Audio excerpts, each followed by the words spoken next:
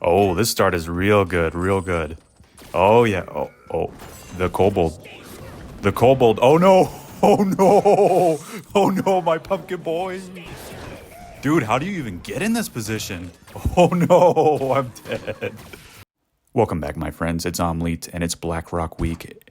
We're going to show you a build that does not rely on leaders. You're never going to play the leaders in this build. Doesn't matter. So, starting out, we got Pumpkin Boy, Plague Farmer. I love to call him Pumpkin Boy. Splashing Pumpkins, very important talent. This guy is the hero of the run. He will carry you. You just need Splashing Pumpkins, and you can solo the second boss with him. Harpies, doesn't really matter what talent. We use it as a defensive tool. The poison one is the best. Flame Burst on Whelp Eggs. This is another important talent. You need this to hold pushes in all the stages. Fire Elemental, doesn't really matter what talent. I just like it because it fits well in the slots. Immolation Aura is best. Defias Bandits, Picklock, you know me. Love the cycle of the Defias Bandits. You get a little extra gold on stage 1. And then Quillbore, doesn't really matter what talent. Tunnel Vision's good for challenging the kobolds though.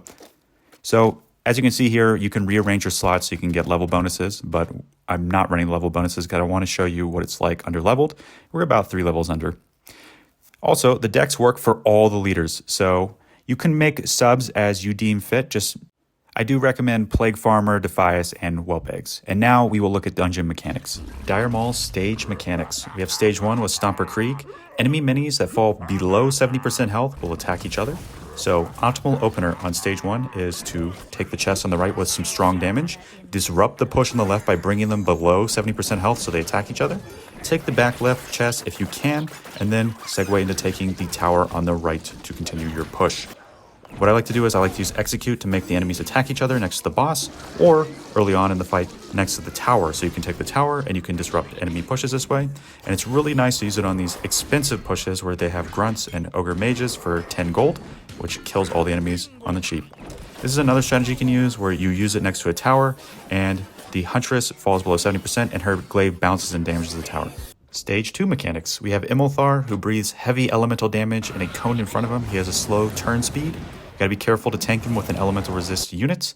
Eye of the Void. This spawns anytime you place a mini on the field, shortly thereafter, and it will detonate and kill or damage heavily anything nearby. So the Meeting Stone is kind of a bait on this level. I think that you want to try and avoid placing things next to it or spawning from it because it will spawn an eye next to it, and the eye will immediately cap it back, and it will often kill things that are not very tanky. Next, you can use minis to blunt damage on your base. I use my Cold Bolt here to absorb a Prowler, and then I spawn some eyes next to it. You can see the eyes do a bunch of damage. Here we're using the principle here again to kind of spawn a lot of eyes next to these minis, and then we use a Quillbore to detonate the eyes next to the Ogre Mage and quickly make short work of it. Alternatively, you can place your minis further back so they run forward and the base will take care of the eye that spawns afterwards. 2 main strategies to win this are to take the tower on the right and then snowball a push on the right and kill the boss. The second strategy is to push from your base on the left through the Meeting Stone. Now, the more minis you play in a lane, the more likely the boss will answer that mini in the same lane. So we can take advantage of this. We can either use a large push on the left through the Meeting Stone, or you can do this cheeky strategy here where I use a Plague Farmer to rot the boss down on the left. He never answers it and it rots him 100% to 0. You can do it with Harpies too, with Quillbore and Cheat Death. Finally, stage 3 mechanics. We have King Gordok, who attacks faster the more he attacks. He is armored, so he takes reduced damage from physical. Chorush, the Observer, who heals the main boss and himself and resets the fight if you don't kill him in one go. We have the Elf Mage Lethendris on the right, who casts Curse of Exhaustion and dramatically slows movement speed and attack speed, and she swaps sides when you bring her to 10% health. Also, if the boss brings her to 10% health, she'll swap back. Crom Crush also swaps sides, and he applies a Mortal Strike debuff that halves Chorush's healing on the target. So, generally speaking, the Elf Mage is almost always a mandatory take, and Crom Crush can be a take depending on your applied strategy. The most consistent basic strategy, defend these orcs. Then on the right, you're going to establish your push to take the Elf Mage. It's very important to take her first to pull the boss to the right. You can spin her away with the Quillbore and she'll curse it, and then that will allow you to take her easily. Then you're going to start spawning your units on the left in this bottom left corner. The bottom left, it's very important because it causes your units to walk on the outer edge of this ring. And since they're walking on the outer edge, as they approach Chorush, the Observer, they will be more likely to engage him, and so it'll be easier to snowball a push and take him out of the fight. So we're starting a new run. We're 3 levels down here. We got Rend. We're going to take the Bloodshot Grease for the synergy we get on Pumpkin Boy in stage 2. We're going to open up stage 1 with the Defias Bandits and quickly take it with a damaging mini on the right. Then we are going to use the Whelp Eggs to cause these guys to attack each other when they fall below 70% health. It's really nice for that. You need a tool in your deck that can do that. Now we get a really atypical opener here. Normally the AI will defend on the right when you start spawning things, but they didn't for whatever reason. So we're going to go ahead and take advantage of that and just push down the tower very quickly here. And we're going to defend this push on the left. The Huntress is kind of difficult to deal with, but if your barracks is tanking, you can use things like your Fire Elemental to take it out. So we're kind of in a bad position here. You actually want to try and use your Whelp Eggs next to the enemy tower when the enemy minis are walking next to it. And that will cause them to fall to a lower amount of health. And watch here on the right, I am making sure to cycle my Defias Bandits into these chests to get gold advantage. Basically, if you make misplays like I am, you are able to better get back in the game by getting that gold advantage back. So I don't go for the chest in the back left here because I'm pretty sure something's about to spawn and challenge it, and it would probably be a waste of money to try and take it. I was debating taking it, but I decided against it. So now we want to try and cycle back to our Whelp Eggs here to try and trigger these minis on the left to attack the tower. I'm a little bit slow though. I'm indecisive trying to take this tower on the right. And this does cost me a bit. If I had been a little bit faster about it, the Ogre Mage would have been caught up. He would have been really low. He would have hit the grunts, and then there would have been a perpetual loop on the left where they're attacking each other. And that tower would have been in a nice hold where I wouldn't have to deal with it for a long time. Fortunately, it works out on the right where the Huntress falls down to low health. And now the Ogre on the right is in a nice perpetual loop where he's attacking the tower. And this is going to give me enough time to take the tower and start pushing on the right. So now with this advantage, I'm thinking, okay, can I spawn these Whelp Eggs on the spawn in the back here to try and get value? And I just want to make sure I'm not overcapping on gold, so I spawn the Kobold on the right. It ends up being a bad play because this Huntress lives and she kills the Kobold, but it's not the worst. This is what I wanted. I wanted to drop the Whelp Eggs on the spawn in the back right as the things come up. That way I do a little bit of damage to the boss and I kill all the spawns because the boss is basically attacking them. So now I'm going to try and take this tower on the right. This is a nice little thing. Again, remember when the enemy mini is low health and next to a tower, they're just going to perpetually attack it. And especially if it's constructing, that causes a feedback loop where they never clear the tower. And then I see on the left, there's a perfect opportunity to drop the Whelp Eggs. I get them all enraged. They start attacking the tower. The left tower is now in a perpetual hold and I don't have to worry about taking it at all. And so that's kind of what we're trying to do. We're trying to push forward with one of these perpetual holds going as we try and work forward and just get a couple Pumpkin Boys on the boss, because the Pumpkin Boys are going to poison them down and take them out. So I get a little greedy and I decide I can take this tower on the left, and I use the Harpies to do so, especially because it's such a low health now from the bear softening it up. And I'm a little bit afraid because I messed up. I placed the Quillbore in a bad spot and I ended up wasting way too much gold there. So generally speaking, try and spin the enemy behind, 180 away from your flying units that are approaching. Otherwise, they're going to get splashed. This is not the smoothest run of stage 1, but I wanted to show it just to show you how to kind of stabilize when you're in a bad position. This stage is actually quite forgiving if you are able to capitalize on the splash damage around main objectives. But we are in overtime, and now I know my win condition. I've taken the tower on the right, is to just make sure that I keep pushing on the right here and just to watch the left and make sure nothing really approaches on the left. So Pumpkin Boy is going to be stacking up poison. Harpy's stacking up poison here. And I noticed that this Ogre comes out, so I use my Quillbore to spin him around. I fortunately have just enough time to do that. I reinforce with another Pumpkin Boy.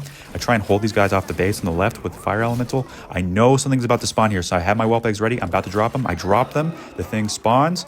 They get low. Now the boss is attacking them, which buys me more time on my Pumpkin Boys to attack this boss here. And this is where we cinch up. We're going to try and spawn Quillbore just to hold this Huntress off and the Ghoul off, and we take the boss down. So this Gnomish Flywheel is insane with this deck. It saves you so much gold. We're going to take a mediocre relic though, just to show you how the strategy works here. To start out this level, we want to start with Pumpkin Boy on the left, and just notice where I spawn him. I spawn him a little bit further back. You don't want to spawn him all the way up at the front, but you do want to spawn him on the far left. And the reason for that is, without Bloodlust, he will not get far enough away from the eyeball when it spawns for the base to snipe it away from him. So you want to spawn him a little bit far back just to make sure that the eyeball gets killed by the base. And you may be tempted to play Kobold on the left right after your pumpkin. Be very careful about that, because if you get a nice setup, the Kobold can pull the boss, like I showed at the very beginning of this video, and that can basically break your hold on this entire game. So the name of this game is to get a pumpkin boy to push up successfully on the left. And to do this, you want to try and push on the right with a single pumpkin boy going left. And if you can set that up properly, what will happen is the boss will generally ignore the left and just get whittled down and rotted down by the single pumpkin boy. And you will be able to just hold all of the spawns that they make on the right. So now that we have that going, we have our pumpkin boys safely tucked behind the boss. You see that they have control of the meeting stone. So if they spawn anything on the left, they may spawn it at the meeting stone, and I don't even have to worry about it challenging my units. So we want to try and just do damage to the tower while doing damage to the minis that are passing by it. That's why we used the whelp eggs next to it. We got really lucky and we took the tower. So actually we're in a very commanding lead here, even though we're down 3 levels. And I decided to take this gold mine on the left here because I'm so far ahead, and I can tell that the boss is basically about to die. So yeah, it was very easy stage 2, and it's very replicable. For this one, I recommend you take Band of the Protector to save gold. It's insane, but we're going to take another suboptimal relic. So starting out here, you have to defend your base. Ideally, you would have harpies. You spawn them on the right here.